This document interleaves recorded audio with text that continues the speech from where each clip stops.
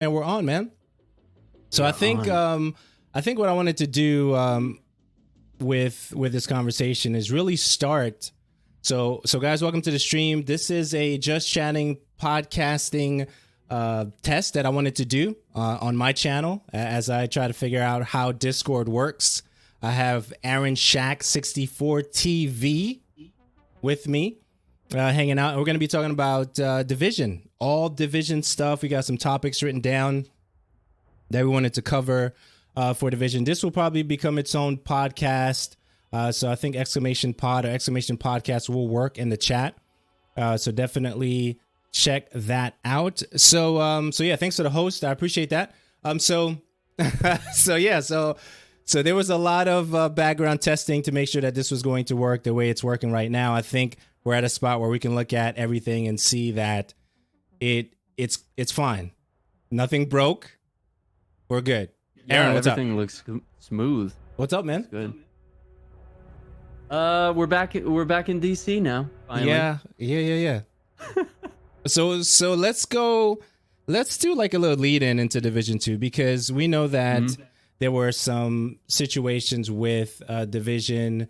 There was a lack of content with that. So let's talk about how that worked out for us and even leading up to the stuff. Tin Man, what's up, man? Thanks for being here.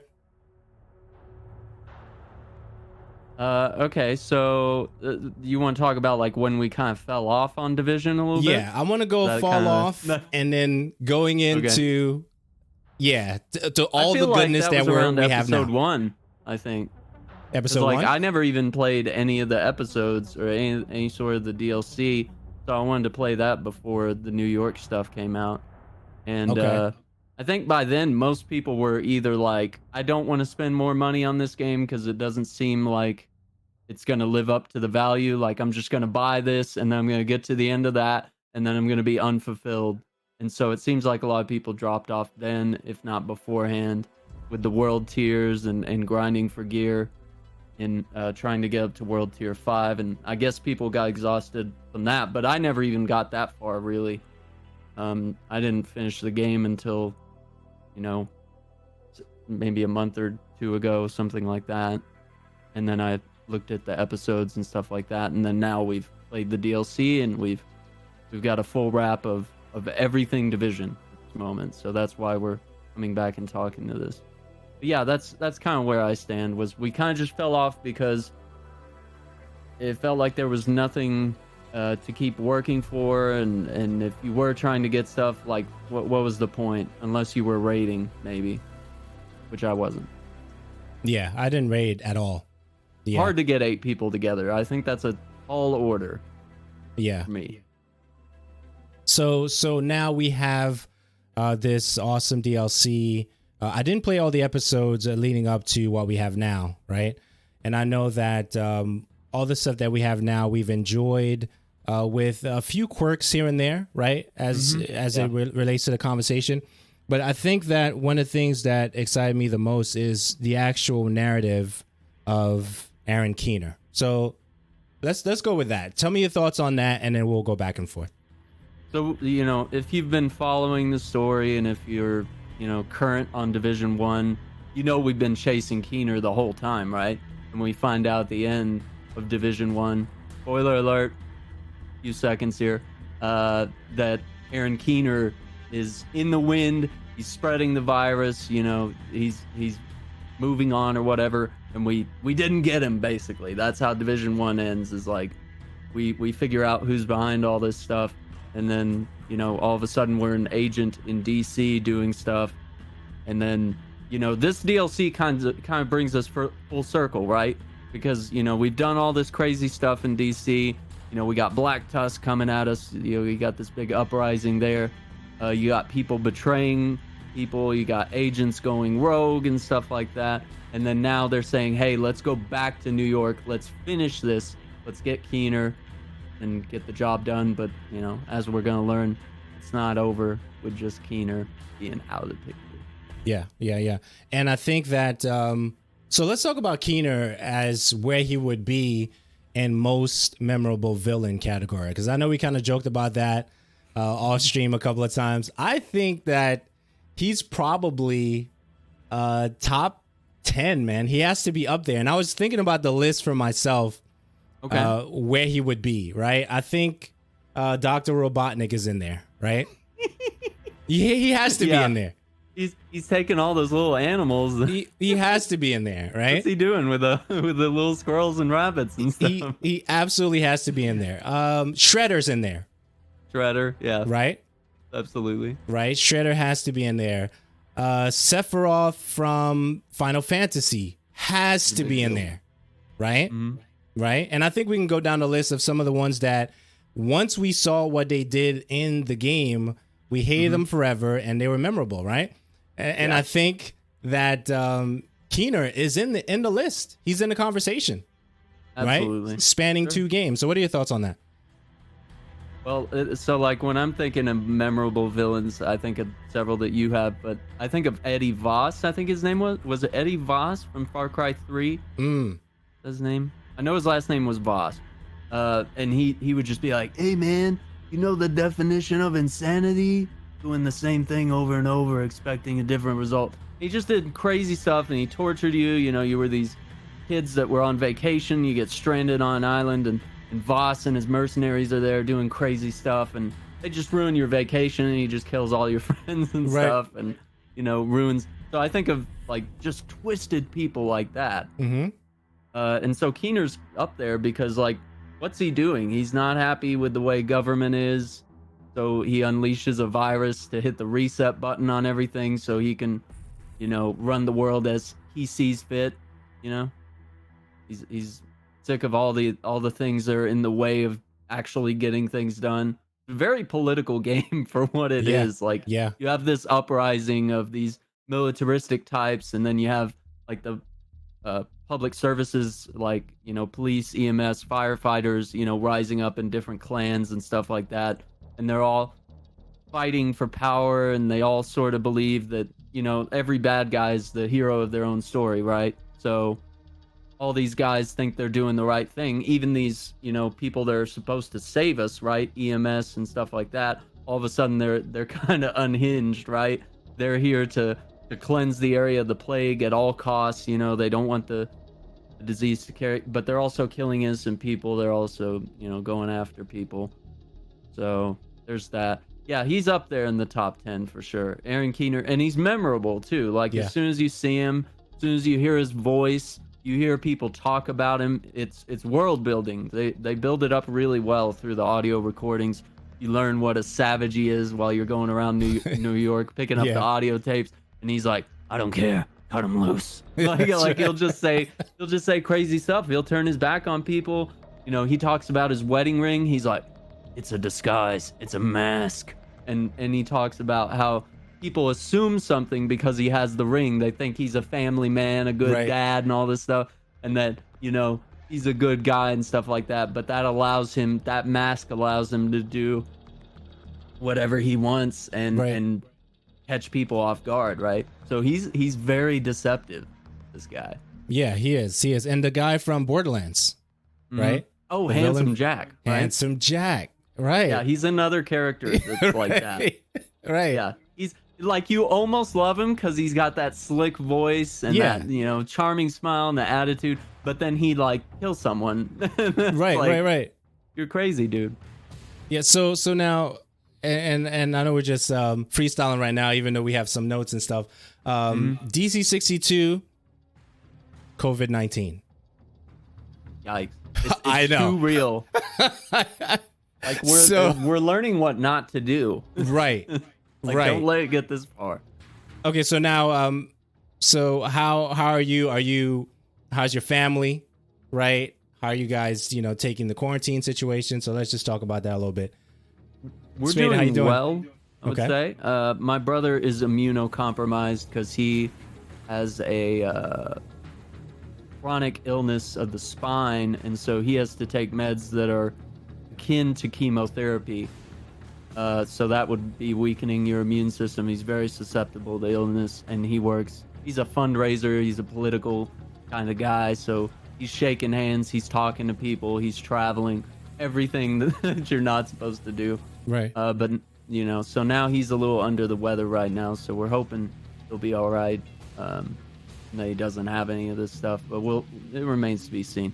But we're being careful. My job at the church has been suspended for now. I play music for a church, music director there. So that's in, hanging in the wind. And I think as far as family, mom works in a private office. She has her own. So she's safe. She's able to continue working. So that's good. I'm just worried about, for me personally, the financial aspect. Like, what happens when you don't have work?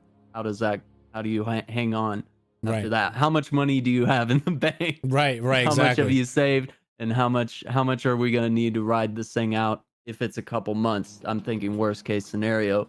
It goes till the end of the year. We have to be cautious because we weren't taking proper precautions until probably this week. It doesn't feel like anyone in government has gotten a handle on stuff. Even the guys that have gone to the extremes of, sending the police out to quarantine people and throwing them, separating families and stuff. Other countries have done that, and they've, sealed off the borders, no one in, no one out, things like that. Even we haven't taken measures like that. Texas has been pretty lax as a state on that, on mandatory closures of, large public gatherings. So we took a risk. We had church this week. It was fine, but less people were there. We didn't shake hands. We took some precautions, but now they said it's best to shut it down to minimize spread. So that's what I'm doing. I'm quarantining. We're streaming. We're gaming. We're making the best of the situation. So that's where I stand. Word. Same, very similar church. We had church on Sunday. We weren't able to go anywhere. This Wednesday, I had to remote in to upload the podcast for the church and stuff like that. So everyone is staying away. Everyone is doing the social distancing, all that. Tutoring is happening here at the house. And as you mentioned, the streaming is taking place. We're trying to, fine tune things. I finally was able to figure this out, right? So this was a little project. Oh, this was great. In and of itself, to figure out how to do this thing that we're doing right now, having the two windows and stuff. So I had to go into the learning bag and figure that out. Aaron, I have a sister in the same boat. So definitely prayers to both of you and your families. And as it relates to those things, we know that prayer changes things, and we believe in the power of prayer. So we're definitely here for that. So, prayer got us here.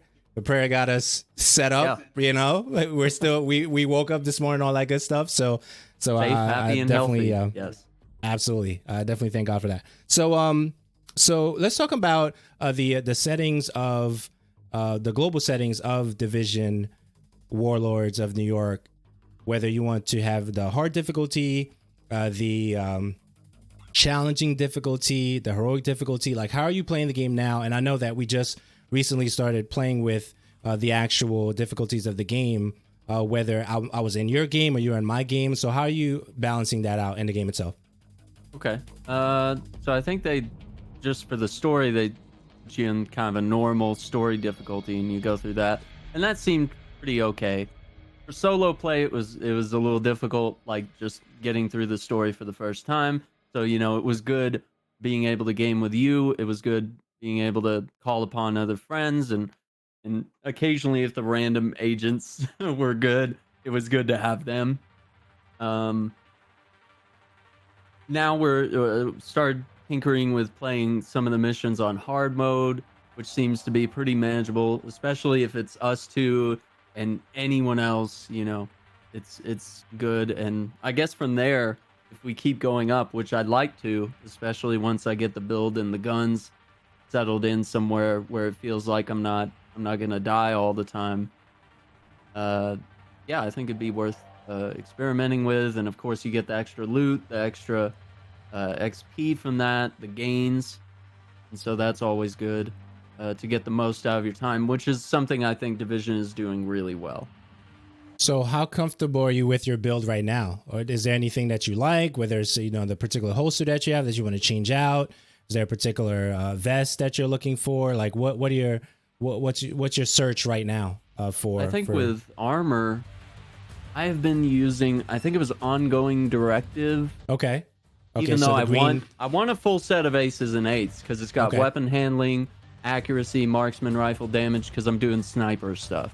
Okay. But ongoing directive has 20% weapon handling. This is just stats as of 1.2. I don't know. They've changed. But 20% weapon handling, 25% burn damage, 25% bleed damage. So you could see that that could work with any type of gun, right? I could swap out. So I run a sniper and then I run a shotgun. And Okay. I've been using the shotgun that came with the DLC. I believe it's the Enforcer. That's the name. That one has been incredible since I got that. And that one's been the main gun to use if we're up close or if we're having guys rushing me, stuff like that. Or if I get a little crazy and want to rush in and try to jeopardize the whole operation, I can do that. But I also have a couple pieces of Negotiator's Dilemma because it's got armor on kill and you get health bonuses and stuff like that. So I'm piecing together parts of those gear along with just, you know, some of the regular gold. So now, for those stuff. listening, that's the green gear, right? That's the top this is end. green gear. This is the one that we're grinding hard just to find one piece of, right? Absolutely. Yeah, and I think that even though that okay, so what do you so even now as I'm thinking about it, the target loot allocation has definitely changed the game, right?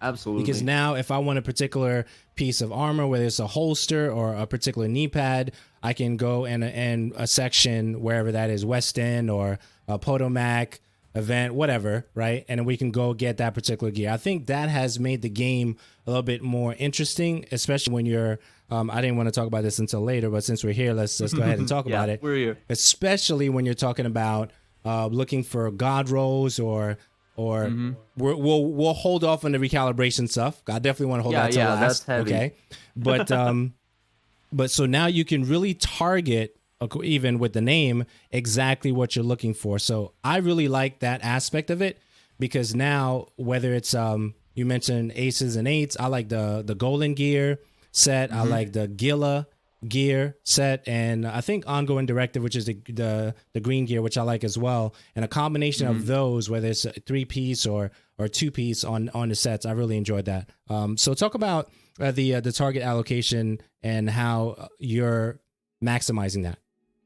Okay, so, you know, pretty much we pull up the map, you know, we press whatever button that shows us what's on screen, and it'll say, like, hey, you know, if you're looking for assault rifles, they're over here, shotguns over here, Badger tough armor is right here, Right. You know, chest pieces, gear, you know, it'll be a green armor piece if it's that stuff, part of a gear set.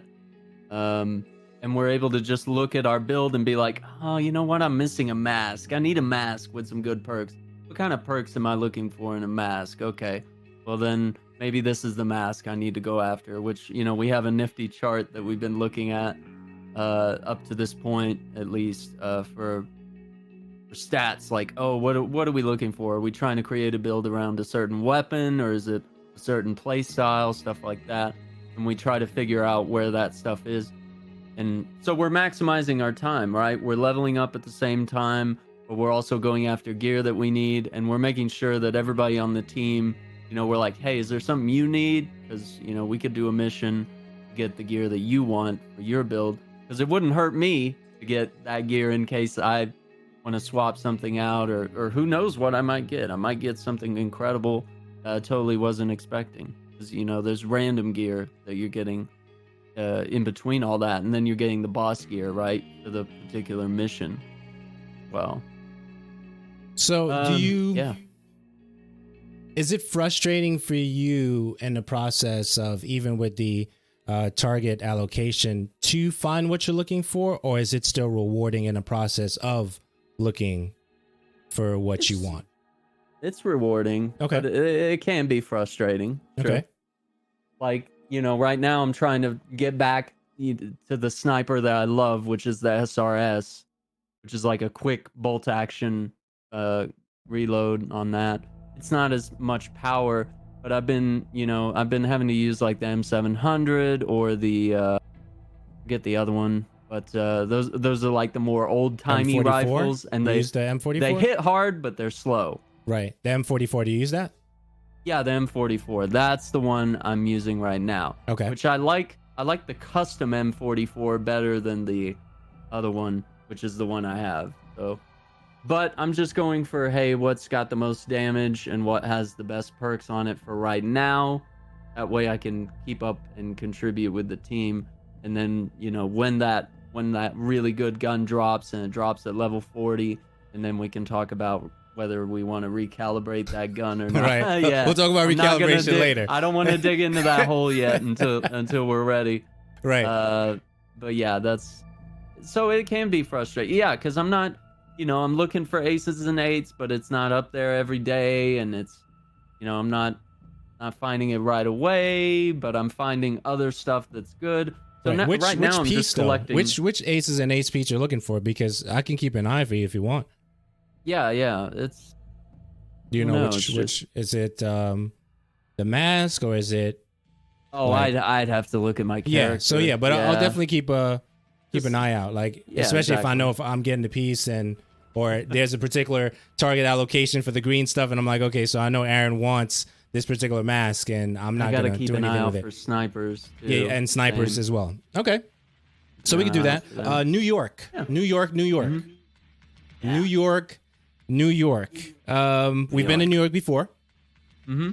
We're back. We loved it. We're back. Okay. So Division 1 New York versus Division 2 New York. What do you take on that? Yikes. Okay. I gotta ask you. So they start us off in Brooklyn in the first game, and then they let us get into the main city.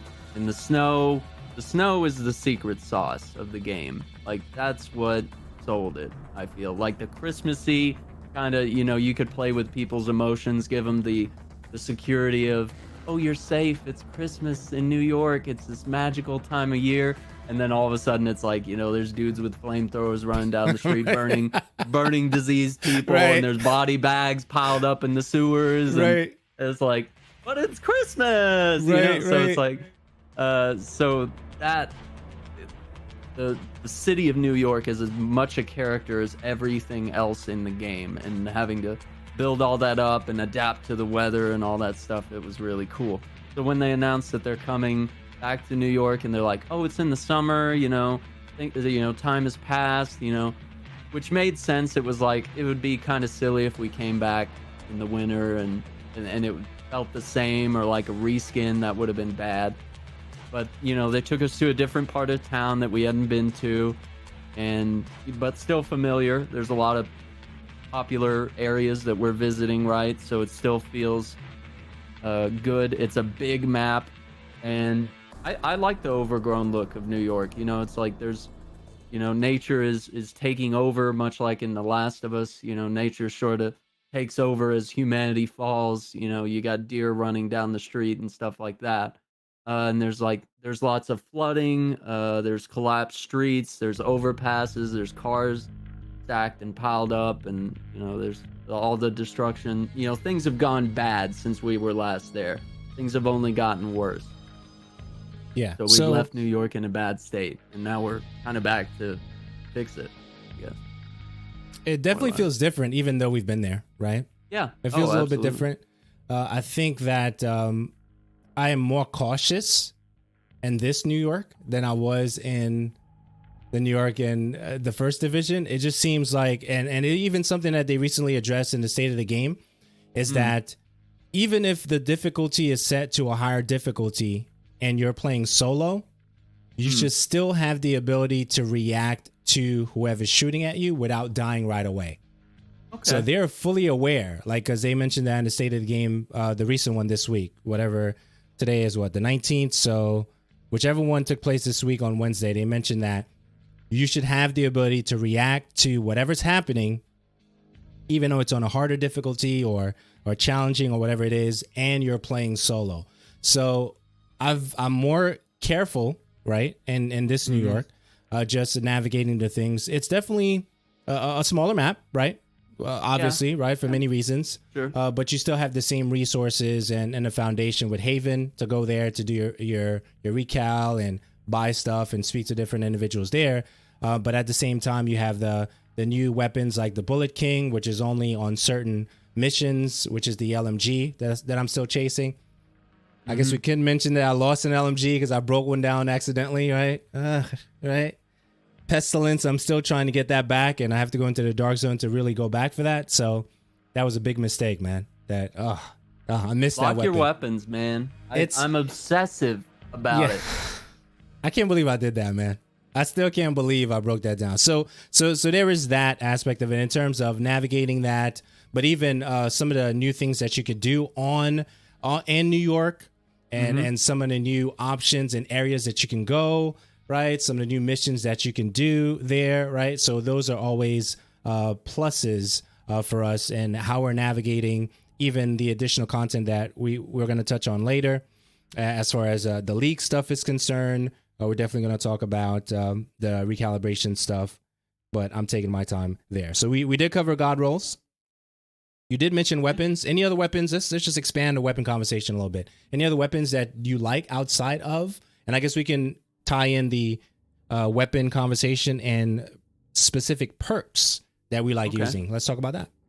The Enforcer has been my favorite, and I guess it's just because it hits so hard and it's got a lot of rounds, so I can just pound it into somebody when they're rushing me, especially when I'm sniping. The bad guys are always trying to close that gap, right?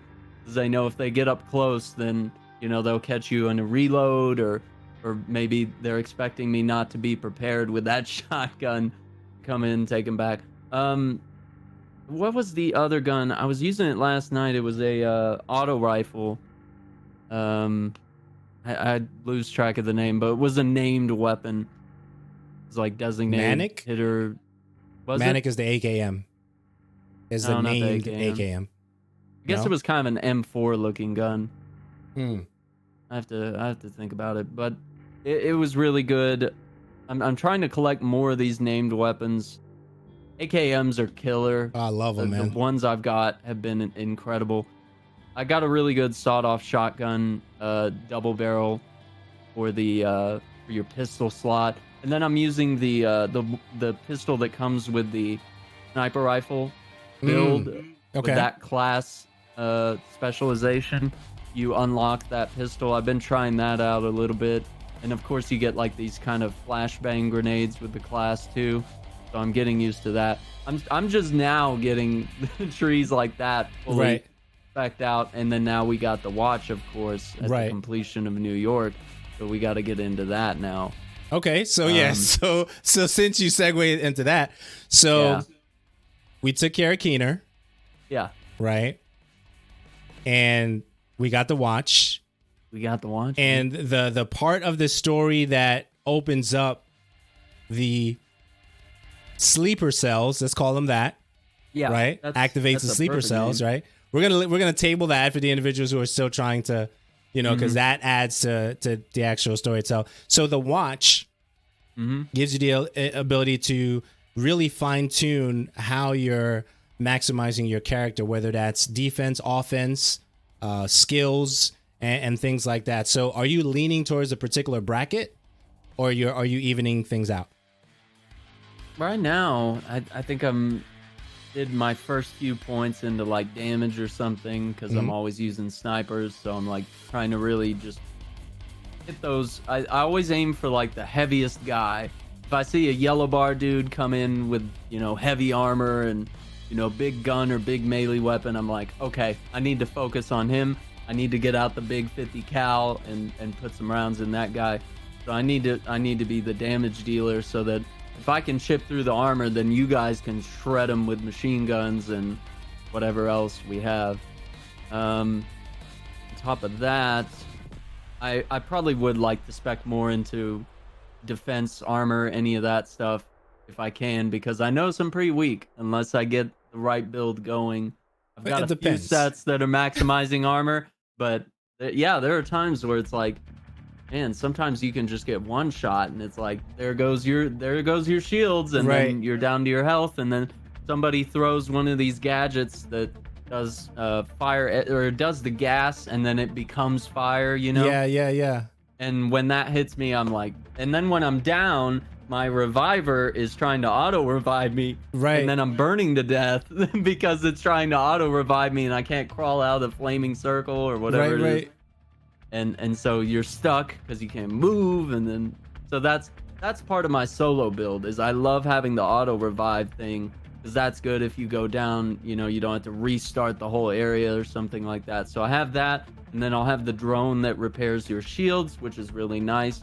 But I'm feeling like I also need, as a team player, I need to get away from that. So I'm looking at the new stuff, like they've modified the sticky gun thing, whatever, to do bombs and flames now. So I was trying out the flames last night, and that seemed to be really cool. I could trigger it whenever I wanted, or I could shoot a guy directly and then just blow it up, light him on fire. And then, of course, that procs whatever perks people in the team might have, you know, extra damage when someone's burning. So that's good. Right. So I like the fact that for me now, it seems like there's such a heavy emphasis on what kind of character or player that I want to be. Right. So when I'm actually going in to help somebody, you know, they call for backup, I really want to be an actual backup, right? Not just a body that shows up. And here's what I mean by that, right? So you show up, right? And then you're not necessarily helping the person that you showed up for. So one of the things that I wanted to do with my character specifically is my perks, whether it's the perk on my weapon or the perk on the actual gear, those perks benefit the person that called for backup, right? So if I sit and cover for 10 seconds, it's going to make sure that their weapon damage increases by 12%, right? Little things like that. So, and there's one that's a shape of a cat. And as long as I'm close to that person, I get a damage boost for that, right? And there's another one that's for reload. And I'm trying to decide where to use that specifically, where if they reload, they get a bonus, right? And I think things like that really help out, especially if you're going to jump into most of the matches that are going to be challenging matches, because most of the time, no one's really playing on hard difficulty. They're either playing on challenging or they're going for heroic. So if you're showing up in there and you're the weakest link, but you don't even bring anything to the table, you might get kicked. I've seen that, right? I've seen individuals get kicked because they didn't bring anything to the table. And it's one thing to not be self-aware in the game where you are the weakest link, but you're on the front lines. You shouldn't be on the front lines, man. Yeah, that's the other thing. You shouldn't be on the front lines. That's the if you're the weakest link, right? So then you have to manage those things, or at least as soon as you join the game that called for backup, kind of feel it out a little bit. Like, look at the names and see who's the aggressor, who has the healing capabilities, like who's yellow, right? Who's blue, who's red. You'll know based on how much damage output that they're putting out, and if they're putting. If someone says, let this person set up, then you know they're yellow, right? Because they're going to set up their skills in the room before we go in and blow everything up. And I think that understanding those aspects of the game and trying to maximize what player that you're becoming, right? Or if you're doing different builds, depending on who you're playing against, right? Is really a factor that is so like clear now for me. Before it was okay in the first game, but now it's so defined. You can define that so well in this game, and I think those things are really good the way they have that set up now. It's a key difference between the two games and how it's grown as a series. Absolutely. So you have that. Okay, so perks. We talked about perks, right? Cover a little bit of that. Weapons. We talked about weapons. Post DLC content. Let's hit that. So you have the league stuff. You have the time trial stuff. Are you excited about that? Are you looking forward to doing that? We also have the ongoing weekly things. We also have the new green bar for green gear that gets dropped once we maximize the green bar. So there is that happening now, right? The Sherpa bar disappeared. I don't know if you noticed that. Yeah, I didn't. Yeah. It's gone. I think that's weird. Right. Post what this. Post what we have now. We don't have the Sherpa bar anymore, so we don't get to gauge where we are when the bar is full and if they're going to give us the thumbs up.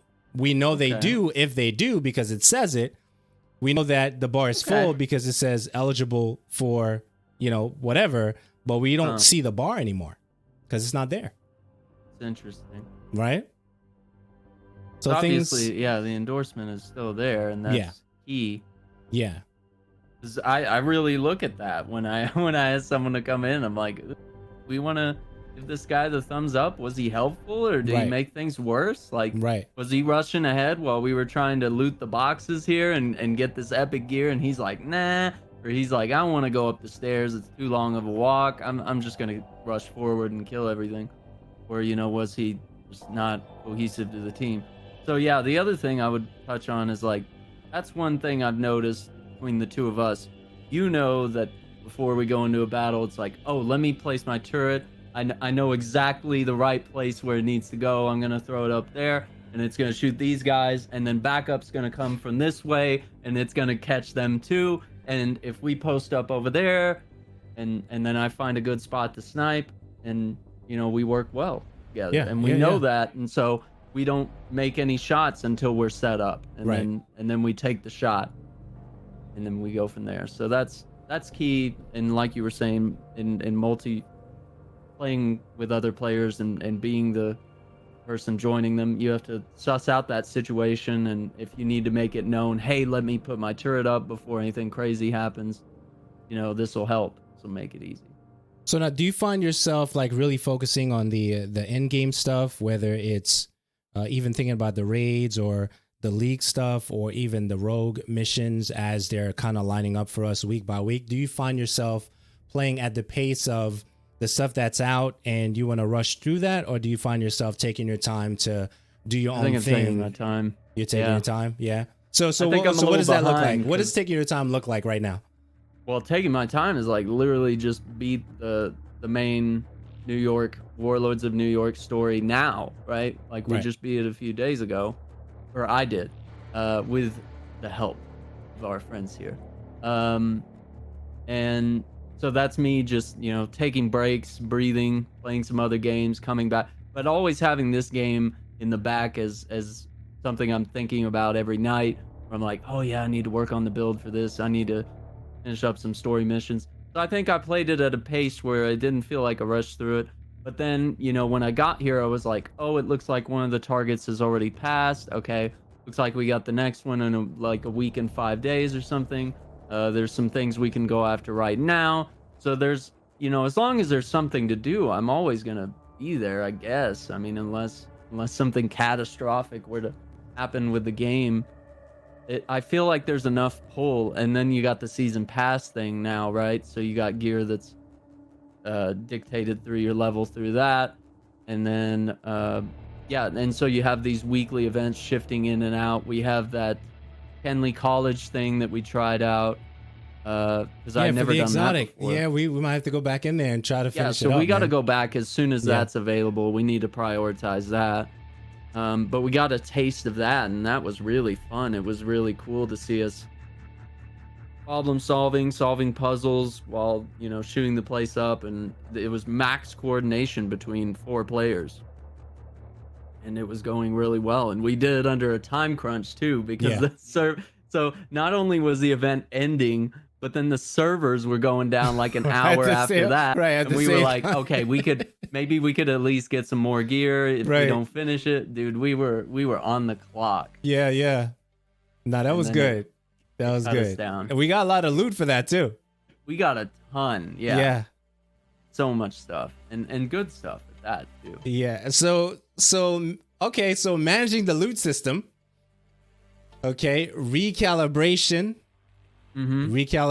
library, right? Taking talents and different things, extracting them from the weapons and the actual gear to boost other things that, we love, whether that's the Gila or the Golan or the, those things.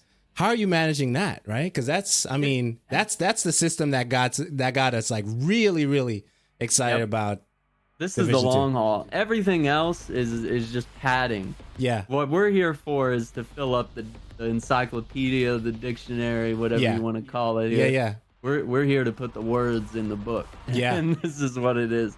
So yeah, it has me looking at every gun I get. I'm like, I don't want to keep this gun. Look at this. This is no good. But it's got that attribute that's fully maxed out. I think Right. I'll throw that in the library. Or Right. hey, it's got this special perk, and we'll get that in the library. So I'm already collecting stuff, and I'm already scrapping stuff. I'm building up materials so that when I'm ready to craft, I can.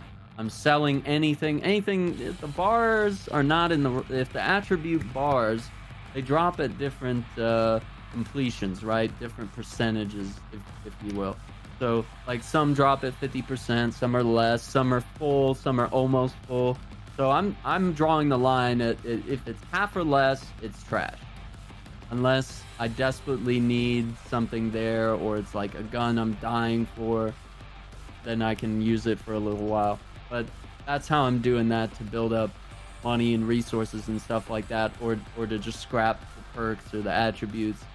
And then from that point I'm just looking, okay, is this bar full? Okay, do I want to keep that gun, or is this a good one to scrap? Because ideally you want to have like all 3 bars full, right? Right. You want all That's the 3 goal. attributes That's what we want to be get full. to. Yeah. So you're really gonna want 2 bars to be full or almost full. Right. And then like the 3rd bar, you could go to the recalibration station and say, okay, this perk is kind of low, so let's put in this perk here that I have in the library. Let's bring that over. It complements my build, my play style, the weapon that I'm using, whether it's, it's fire rate, or it's a quick reload. Yeah.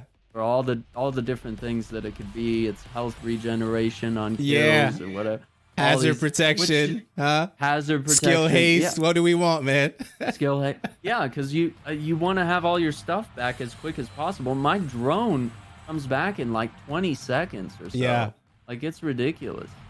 And and when we're done with a firefight, I'll kill the drone so that cooldown gets started before we even go in the next room. Exactly. So I mean, I don't know if everybody's thinking that way, but you gotta take the game to the next level. So this is what's gonna get us really invested. Man, this is where the God rules happen. This is crafting the perfect build, the perfect guns. So I'm excited, because this is the meat and potatoes. Like, everything else was really fun and we got through it, but now we get to customize our gear, and then we can go back into those activities, play them harder, and see how it goes. Yeah. So recalibration is, this is it, man. This is where we so cook up. Well done. Oh man, this is where we cook up recipes, man. This is it. Yeah. This is where we find the best ingredients to make sure that we have exactly what we need for the gear set, right? For the holster, for the mask, right? And I think this is where you get really particular about, as I mentioned earlier, what you're going for, right? Mm-hmm. If you want to be a haste player, then you're looking at a lot of the yellow pieces on the gear set and how that maximizes. And one of the things I really like about the recalibration system itself is when we get a drop, as we were talking about the other day, if the drop helps your recalibration library, there's a little arrow that pops up on top, right? And basically tells you, hey, something in this drop, this is going to help you upgrade something in your library. So everything really matters in building up the recalibration system, what you want, the library itself, and once you get a full bar of armor, that's like 170,000 on the armor piece that you use on a regular basis, man. You're just on another cloud, man. It's just you get super happy, man. Like, right there. So that's the other thing, is the UI changes. We're talking about these bars. That's a big change, because they went from lots of complicated numbers and percentages, and having to have, like, you had to have your red skill at 5 to be able to use the perk on this thing, and it was like, I don't think I have the things to get the red one to level 5 or get the yellow one to level 3. Or it was very difficult. It was very frustrating. It's so much easier now to figure out, what do I want to do and how do I make it work? Because at times I would have really good gear and I was like, oh man, if I could get that perk active, but then it was like, oh, I just can't make it happen. It just doesn't have enough of whatever I need to fill the yellow bar, fill the red bar, or whatever it was. So the UI enhancements that they've done, they've cleaned up the interface. They added the little up arrow over over the gear. Little things like that make a very big difference. And the way that the library is set up, it makes sense. It's easy. You know, you have it by guns and armor types, and you click in there, and then you can go by attributes or by the other perks, and you can just sacrifice gear to make better gear. Okay, so I'm gonna give my gripe, right? Because we've loved the game the whole time we've been talking about it, right? By way of this conversation, but I have a gripe in the game right now. All right. And that gripe is matchmaking. Matchmaking has been slow. I know that they're aware of it. I know that they're trying to find the best way to address it.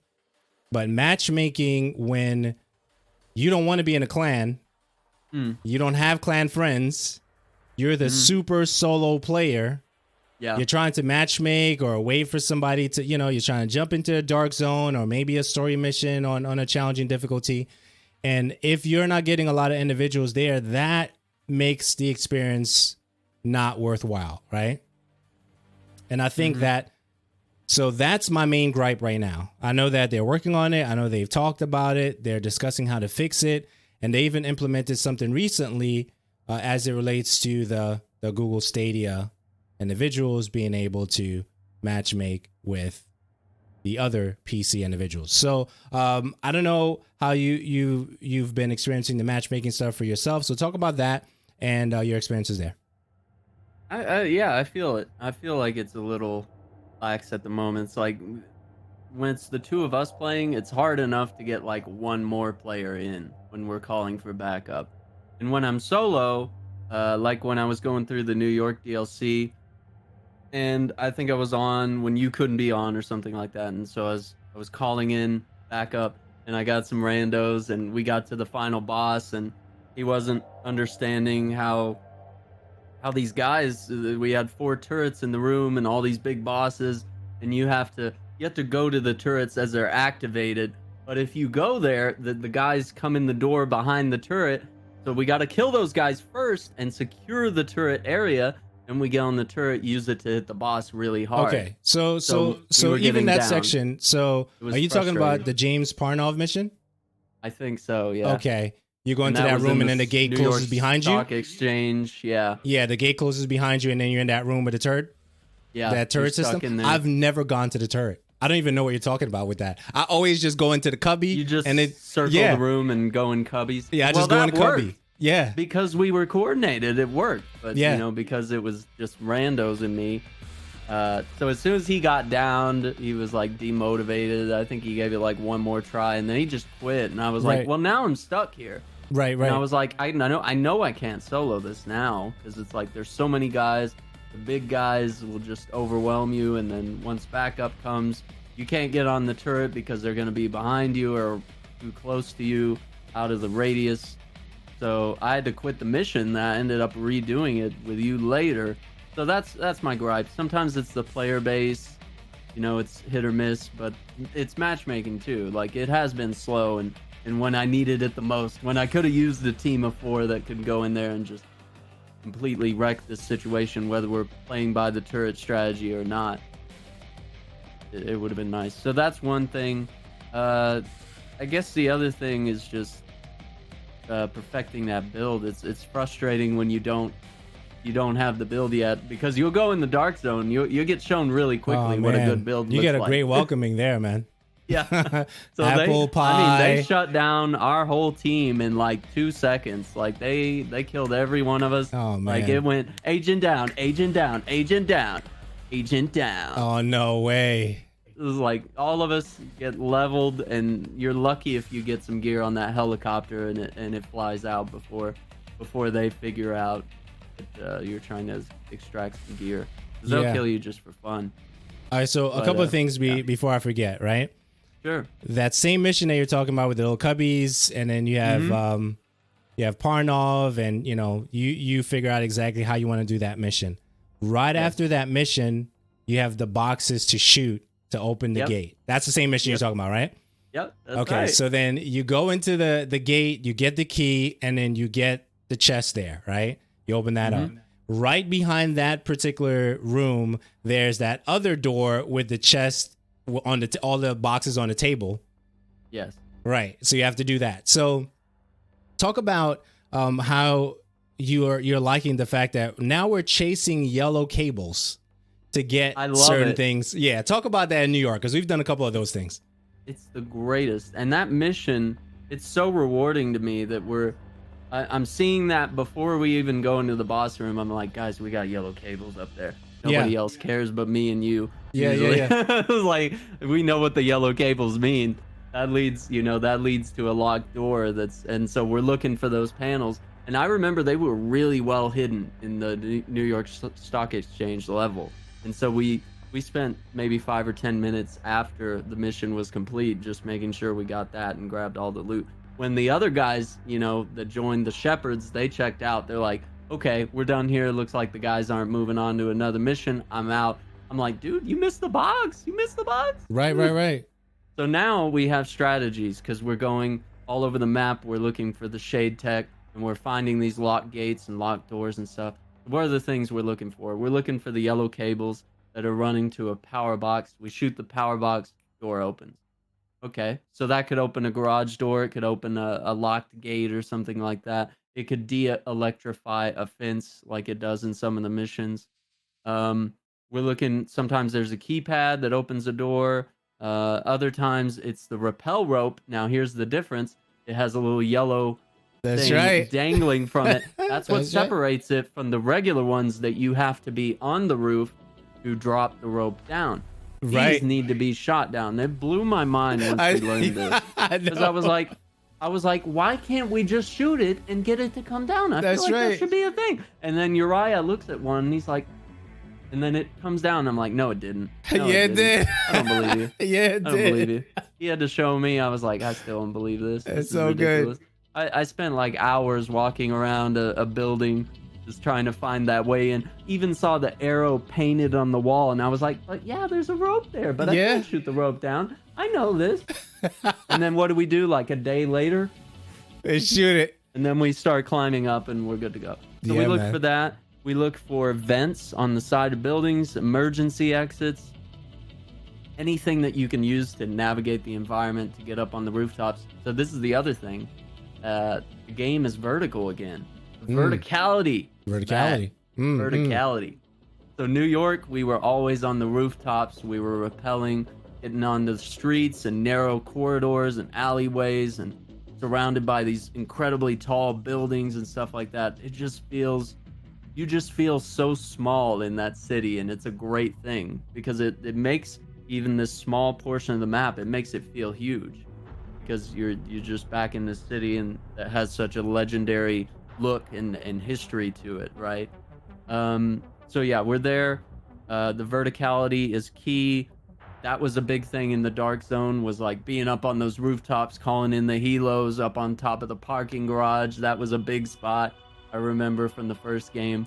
And I really always enjoyed that because it gives you a sniper area. You can see, oh, someone's coming up the rappel rope, man. We might have a rogue agent here, or whatever it was, sniping or just getting the high ground.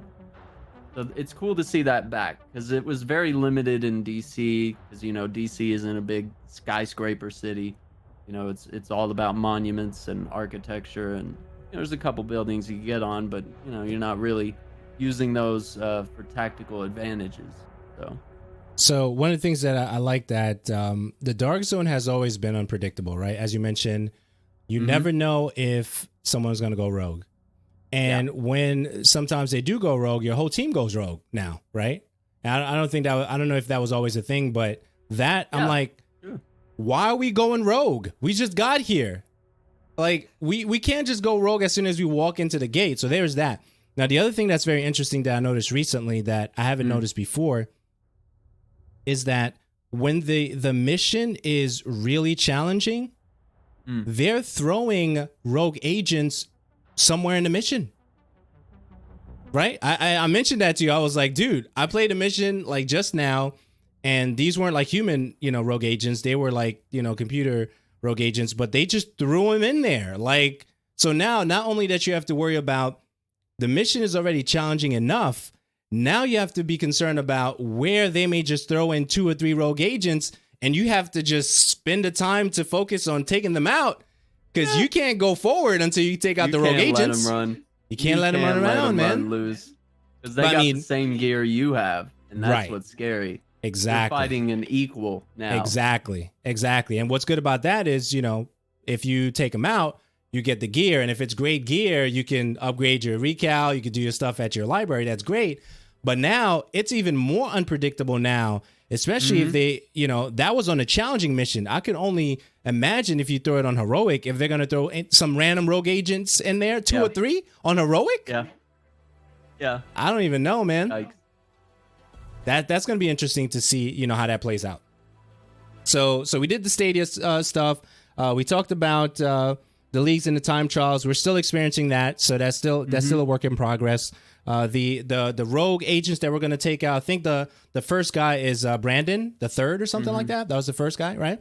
Rogue agent, and he was difficult. He drops an assault rifle, if I remember correctly. We found him downstairs in like like a train station type environment. I think that's where he was, right? Very, very tough. We did complete that, and we're waiting for the next set to come out. I think it's about a week and like 6 days or something like that, right?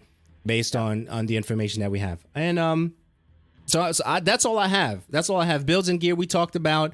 Chad, if you have any questions, any comments, let us know. I'm going to wrap this up. Keep it nice and clean at the end. I'm not going to spend too much time talking about things that we didn't necessarily prepare. We did all that within the conversation and the bullet points. Any final thoughts, any words that you want to give relation to Division 2? Last thing I thought was really cool and got me super excited was the fog of war in New York. I love that. I think that's so cool. Because it just makes it just says, oh yeah, all those resources, you know, like your safe house, you know, all the places you know and love, and being able to know what the streets are. Yeah, you don't have any of that. You're flying solo out here. You got to discover everything. You got to bring everything onto the map. You're remapping everything, and then you'll know where all the locations are. So you don't know what to expect while you're going down these streets. So that element of mystery is really cool. And that's something I'd like to see going forward, no matter what we're doing. Yeah, and also cool. The modifiers. We didn't touch on the modifiers. The modifiers in the game. It's cool to see Fog of War in those modifiers. The modifiers are an key. Interesting choice. For more experience points, you could do the modifiers. You can do the level difficulty. And I think that the game, and I know with looter shooters, things change all the time, right? But right now, Destiny is at a good place, and they are working their stuff out. Division is at a good place. They're working their things out. Both have patching issues, and I think that because we love those games, we continually go back to them to see what the experience is going to be. But both of them are keeping us busy. Yeah, right now, whether we're playing it or not. There's plenty to do on both games, right? Absolutely. And I think that even outside of that, you know, when you bring in Warframe and some of those other titles that are looter shooters, they're doing great things as well. So kudos to all the teams. And now that we're in this quarantine situation, everyone is trying to manage the best way that they can, right? How they're delivering information to us and all that content. And I think that's pretty much it. That's all I have, man. I think we covered everything that we needed to cover for Division 2. These are our thoughts, our impressions, and if you consider it a review, we'll take that as well. Aaron Shack, 64 TV, where can they find you, man? Over here on Twitter, Aaron Shack 64, Aaron Shack 64 TV on Twitter, Aaron Shack 64 on YouTube. Everything's pretty consistent from there. But yeah, stream in the afternoons and often in the evenings when we get a chance. And you can catch me there. Awesome. Thanks for hanging out with me, man. I really do appreciate it. And guys in chat, thank you so much for being here, hanging out and watching and listening. Those who will be listening in podcast, thank you so much. That's going to be its own podcast as well. So look for that. That's going to be episode 520 something. So definitely look for that on the podcast. So guys, thank you so much for hanging out. Aaron, you're the best. Keep being a stud. Keep being dope. And I'm not playing Resident Evil 3. So guys. Oh. Thank you so much. He said no. Nope. You guys have a great night. Take care.